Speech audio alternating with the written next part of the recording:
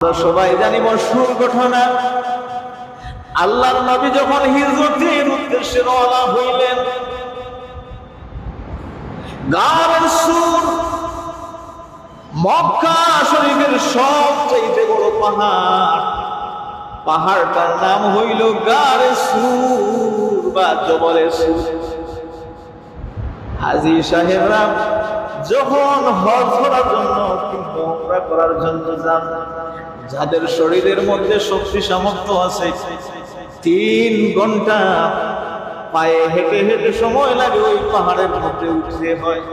আমি অত উঠেছি পাহাড়ের গুহায়, আমার নবী পাহাড়ের গুহার উপরে গারে সুর উঁচু পাহাড়ের চূড়ার উপরে একটা গর্ত, ওই গর্তের মধ্যে আমার নবী অবস্থান করলেন।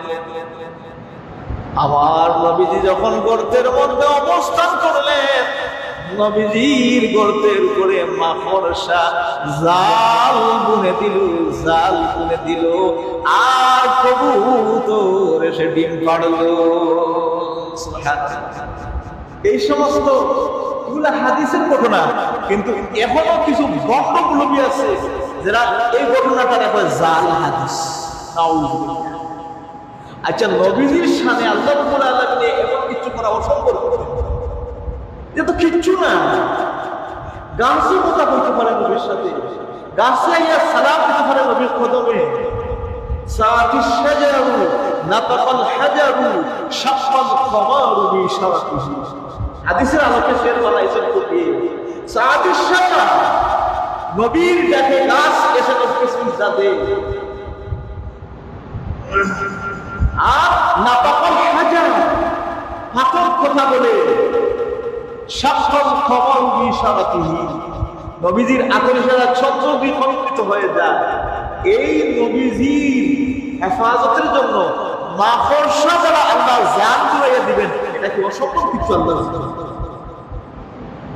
আর কবুতর এসে ডিম পারবে, এটা কি আল্লাহর জন্য অসম্ভব? আইজও আপনারা দেখতে পাবেন, আমার হাজী সাহেব দেখে এসে নগর একটা এরিয়া আছে, কবুতর বললি এই জায়গার মধ্যে কবুতর ওখান খুব বেশি কেন থাকে। তো আফ্রিকান খেলাধুলা মহিলা বলে তারা গম আচারা কিন্তু শস্য দানা রাখে আর ডাকে 5 Real 5 Real 5 Real 5 Real 5 Real 5 Real আপনারা দিতে পারেন। আর কবুতরের খালি লাগে স্পেশালি আরবের মানুষরা ওই যে কবুতর আল্লাহ নবীকে ভালোবাসা ছিল, সেই ভালোবাসার প্রতিদান হিসেবে এটা পাখিকে তারা এইভাবে খাইতে দেবে। তাদের দেশে কবুতর মারা, কবুতর শিকার করা, কবুতর খাওয়া নিষেধ।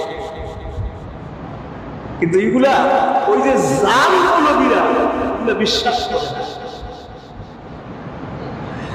আমার নবীর কত সম্মান ইজ্জত আমরা সবাই জানি। মক্কা নগরীর নাম কিন্তু এক সময় ছিল বাক্কা। এটা আছে বাক্কা। যারা ইসলামের ইতিহাস পড়েছেন, ইসলামের ইতিহাসে নবীজির আগমনের আগে মক্কা শরীফ, মক্কা শহরের নাম ছিল বাক্কা। বাক্কা বা কাফে বাক্কা।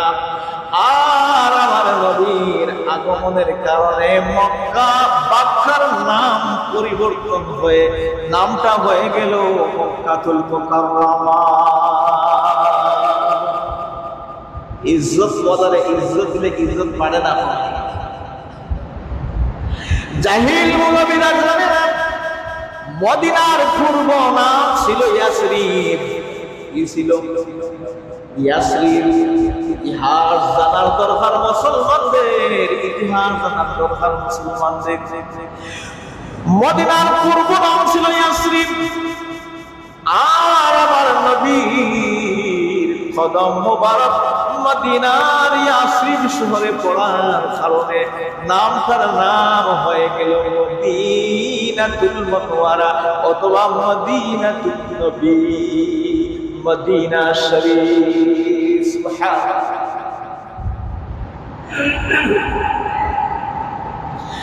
আমার নবীর ইজ্জতের কারণে মক্কা নাম যদি মক্কা হয়, ইয়াসরিব নাম যদি মদিনা মুনাওয়ারা হয়, মদিনা শরীফ হয়, এই নবীজির অনুসরণ করলে দাম বাড়বে না কমবে। মুসলমান, তোমার যখন জন্ম হবে, তোমার জন্মের সময় ওই নবীর আযান তো শুনানি হয়, আশহাদু আন্না মুহাম্মাদার রাসূলুল্লাহ। আযান শুনানি হয় কি হয় না? ডান কানে আযান, বাম কানে ইকামাত। ওনারা বলেন, আমরা অনেক সময় হসপিটালও নবজাত বাচ্চাকে চইয়ালে হসপিটাল কর্তৃপক্ষ তার চিকিৎসা নিয়ে ব্যস্ত, কিন্তু এটা আযান শোনা।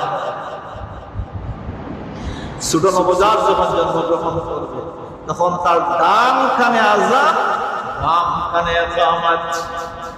জন্ম থেকে নিয়ে মৃত্যু পর্যন্ত, মৃত্যু নয় শুধু কবর পর্যন্ত, কবর নয় শুধু হাসর পর্যন্ত, হাসর নয় হাসর নসর পৌঁছে কিয়ামত পর্যন্ত, এমনকি জান্নাত পর্যন্ত নবীর দরকার আছে না?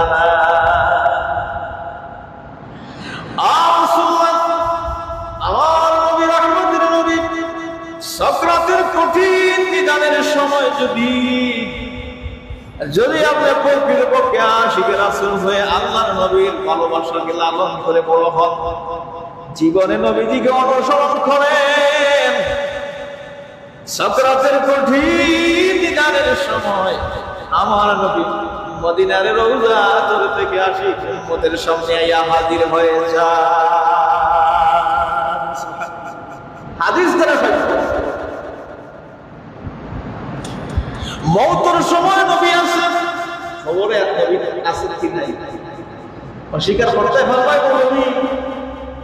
কবরের 3 নম্বর প্রশ্ন বলা হইব মান হাযার রাজুল, অথবা লেমা তাকুলু হাযার রাজুল, এই ব্যক্তিকে কি চিনো, এই ব্যক্তি সম্পর্কে তোমার মন্তব্য কি?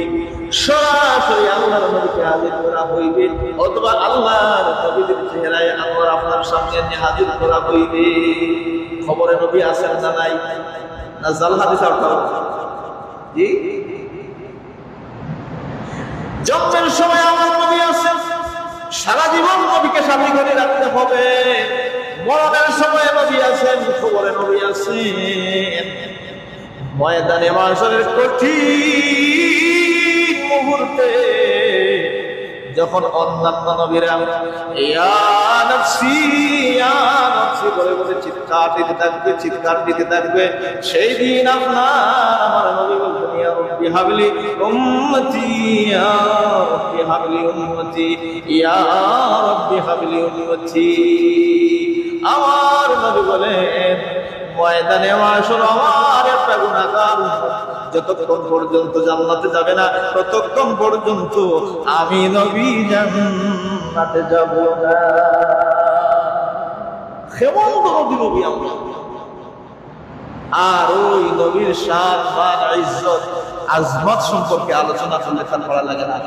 নিশ্চয় মনে রাখো যেন যেই সমস্ত গাদ্দার মৌলবীরা, জালিম মৌলবীরা নবীজির নাম ফাঁকি দেয়, আর এই ওয়ার্ড যেহেতু লাইভ হইতে আছে, লাইভের মাধ্যমে আমার মুসলমান ভাইদেরকে জানাইয়া দিতেছি, যেই মৌলবী লা ইলাহা ইল্লাল্লাহ এইভাবে হতে পারে, পাঁচটা এরকম লা ইলাহা ইল্লাল্লাহ, লা ইলাহা ইল্লাল্লাহ আমরা জিকির করি না, লা ইলাহা ইল্লাল্লাহ জিকির করার পরে আমরা পড়ে জানি মুহাম্মাদুর রাসূলুল্লাহ, ও লা ইলাহা ইল্লাল্লাহ